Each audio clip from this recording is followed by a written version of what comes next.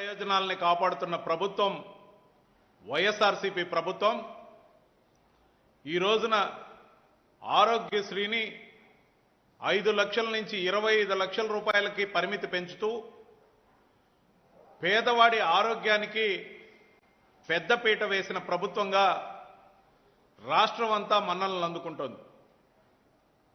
మరోవైపున సుదూరంగా పక్క రాష్ట్రంలో చంద్రబాబు నాయుడు గారు పవన్ కళ్యాణ్ ఇంటికి వెళితే అదొక వార్త. అంతకుముందు పవన్ కళ్యాణ్ చంద్రబాబు నాయుడు ఇంటికి వెళ్తే అదొక వార్త. మరి వీళ్ళిద్దరూ ఒకరి ఇంటికి ఒకరు వెళ్లడంలో ఆంధ్రప్రదేశ్ రాష్ట్ర ప్రయోజనాలు ఏమున్నాయ్యా అంటే, మాకేం సంబంధం, మేమెక్కడో హైదరాబాద్లో ఉన్నాం, మా రాజకీయ ప్రయోజనాలు రానున్న ఎలక్షన్స్లో మేము ఏ విధంగా 4 సీట్లు సంపాదించుకోవాలనే ఒక దుగ్ధతో వీళ్ళిద్దరూ కూడా ఒకరిళ్లకు ఒకరు వెళ్ళి ఒప్పందం ఏ విధంగా చేసుకోవాలి, డీల్ని ఎంతగా మాట్లాడుకోవాలి, మరీ ముఖ్యంగా ప్యాకేజ్ స్టార్ అన్నప్పుడల్లా పవన్ కళ్యాణ్ ఉలికిలికి పడతాడు, ఎగిరిగిరి పడతాడు.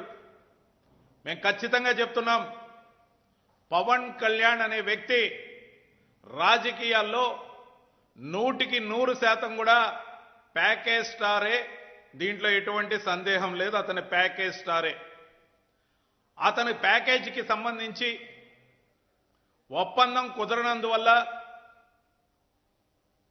మరో రోజు 2 రోజుల్లో ఏదైతే నారా లోకేష్ యాత్ర ముగింపుకు వచ్చిన సందర్భాన ఆ సభకి దత్తపుత్రుడైన పవన్ కళ్యాణ్ హాజరు కాకపోతే ఇబ్బంది కాబట్టి రాయబారానికి డీల్ మాట్లాడుకోవడానికి చంద్రబాబు నాయుడు గారు పవన్ కళ్యాణ్ ఇంటికి వెళ్ళినట్టు మాకున్న సమాచారం. మేము నేరుగా అడుగుతున్నాం, కాదనే ధైర్యం మీకుందా? అంతేకాకుండా అటు సొంత పుత్రుడైన నారా లోకేష్కి పవన్ కళ్యాణ్ అంటే పడడంలా, ఇటు పవన్ కళ్యాణ్కి నారా లోకేష్తో కలిసి స్టేజ్ షేర్ చేసుకోవడం ఇష్టం లేదు. కానీ వాళ్ళిద్దరి మధ్య రాయబారం, సంధి ప్రయత్నం, ప్యాకేజీ కాస్త ఎక్కువైనా మాట్లాడి ఒడ్డున పడాలనుకుంటున్న నాయుడు చంద్రబాబు నాయుడు. ఈయన ఒక నాయకుడు, తెలుగుదేశంకి ఒక జెండా, జనసేనకు ఒక జెండా. ఇద్దరికి లేనిది మాత్రం ఒక అజెండా. రాష్ట్ర ప్రయోజనాలని కాపాడాలనే అజెండా లేని వీళ్ళు గతంలో 609 హామీలు ఇచ్చి తొంగలో దొక్కిన చంద్రబాబు నాయుడు గారిని ప్రశ్నించలేని పార్టీగా పవన్ కళ్యాణ్ది ఒక పార్టీయా అని అడుగుతున్నాం. మరీ ముఖ్యంగా కాపుల మనోభావాల్ని, ఆత్మగౌరవాన్ని చంద్రబాబు నాయుడు గారి దగ్గర తాకట్టు పెట్టడమే ధ్యేయంగా పవన్ కళ్యాణ్ రాజకీయంగా ఏది సాధించలేక ప్యాకేజ్ మాట్లాడుకుంటూ 50 సీట్లు అడగమని అందరూ చెప్తున్నా 25 సీట్లు ఇచ్చేందుకు తండ్రి కొడుకులు సుముఖంగా లేకపోతే ముఖం నల్లగా పెట్టుకున్న Pawan Kalyan joint press meet కూడా నిన్న మొహం చాటేశారు. అటు చంద్రబాబు నాయుడు కానీ ఇటు పవన్ కళ్యాణ్ కానీ వార్తల కోసం వార్తల్లాగా సంధి ప్రయత్నాలు బెడిసి కొడుతుండగా రాబోయే ఎలక్షన్ తుఫాన్ని, ముఖ్యంగా వైఎస్ఆర్సీపీ ప్రభుత్వం ఇచ్చిన హామీలన్నీ నెరవేర్చింది, సంక్షేమ అభివృద్ధిని పరుగులెత్తిస్తుంది, పాజిటివ్ ఓటు సునామీలో కొట్టుకుపోతాం, ఒక్కొక్కరం అయితే ముక్కలు చెక్కలైపోతామని భయపడి పొత్తుల కోసం ఏదైతే వెంపర్లాట ఉందో దీంట్లో తన సొంత పుత్రుడి అగచాట్లని కవర్ చేయలేక తండ్రి పడుతున్న పాట్లు, చంద్రబాబు పడుతున్న పాట్లు మరీ విడ్డూరంగా ఉన్నాయి. 226 రోజుల పాదయాత్రట, 3132 కిలోమీటర్లు నడిచేసాడట. అది ఒక పాదయాత్రట నారా లోకేష్ది. అది పాదయాత్ర కాదు బాబు, నీ తనయుడు ఊబకాయం తగ్గించేందుకు చేసిన ఒక చిన్న యాత్ర. అందరూ నిద్రపోయాక నడి రాత్రి నియోజకవర్గాలు దాటి జిల్లా సరిహద్దులు దాటినట్టు కలరిచ్చిన యాత్ర. కానీ అది మాత్రం తెలుగుదేశం పార్టీకి, ఆ కార్యకర్తలకి ఒక చేదు మాత్ర. ఎవరైనా సహజంగా పరిణితి చెందిన నాయకుడు, పేరున్న నాయకుడు పాదయాత్ర చేసి ప్రజల కష్టాలు తెలుసుకొని వాళ్ళతో మమేకమై తద్వారా తాము అధికారంలోకి వచ్చినప్పుడు వాళ్ళ కష్టాలను తీర్చడానికి చేసే యాత్రని పాదయాత్రని అంటారు.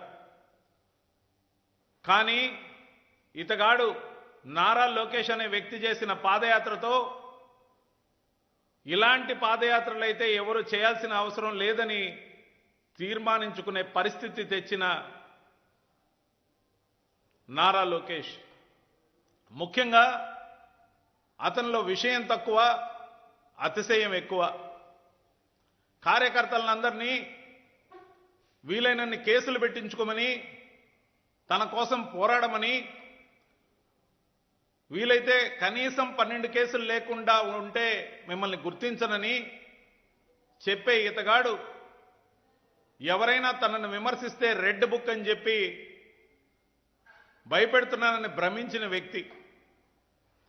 తీరా తన మీద కానీ తన తండ్రి మీద కానీ కేసులు వచ్చినప్పుడు బెంబేలెత్తిపోయి రెడ్ బుక్ ఎలా పోయిందో దేవుడిరుకు, కానీ తాను మీడియా ముందే ఏడుపు లంకించుకున్న వైనం మనం చూశాం. ఏమయ్యా లోకేషు, నీకు కష్టం వచ్చినా, నీ తండ్రికి కష్టం వచ్చినా నువ్వేమో మీడియా ముందు ఏడుస్తావు.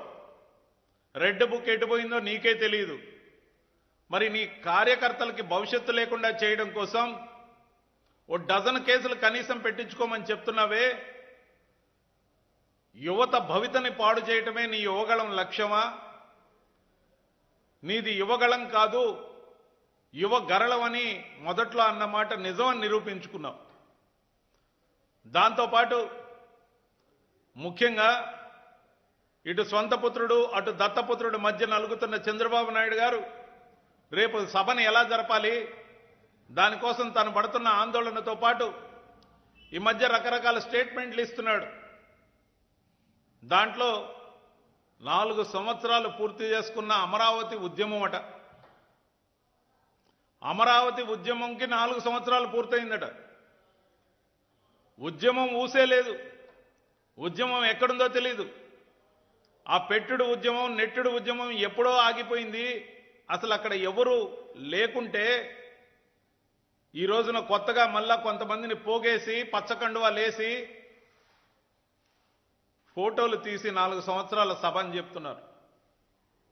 ముఖ్యంగా అమరావతి టు అరసవెల్లి అన్నప్పుడు ఆ రైతుల్ని ఐడెంటిటీ కార్డులు అడిగినప్పుడు చెట్టుకొకరు పుట్టకొకరు పారిపోయారు. కనీసం 60 మంది కూడా లేరు కదా.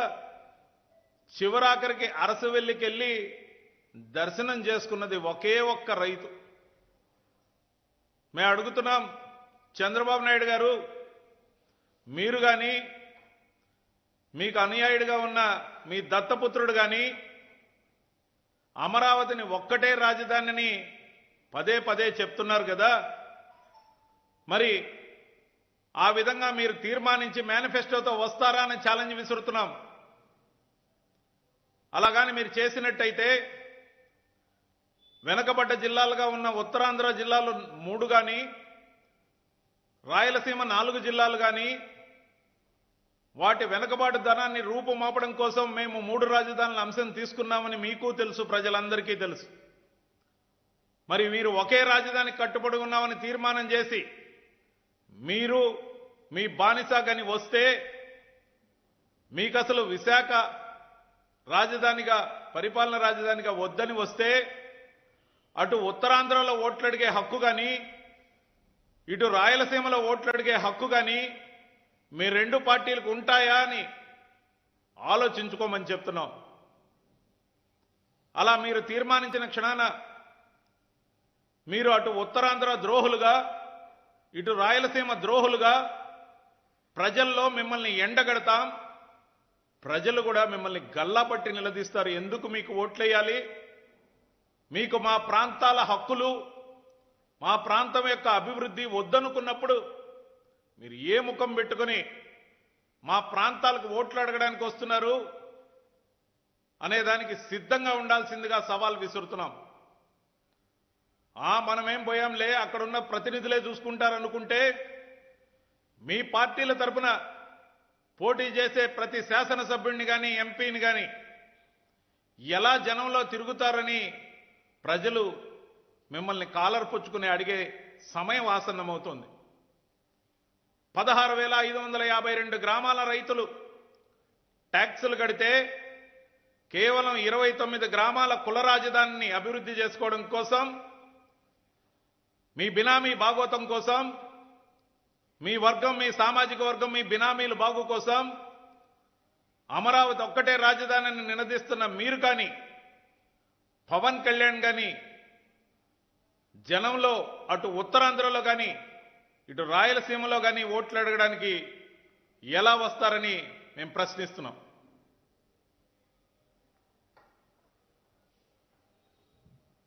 క్వశ్చన్స్ ఉన్నారా?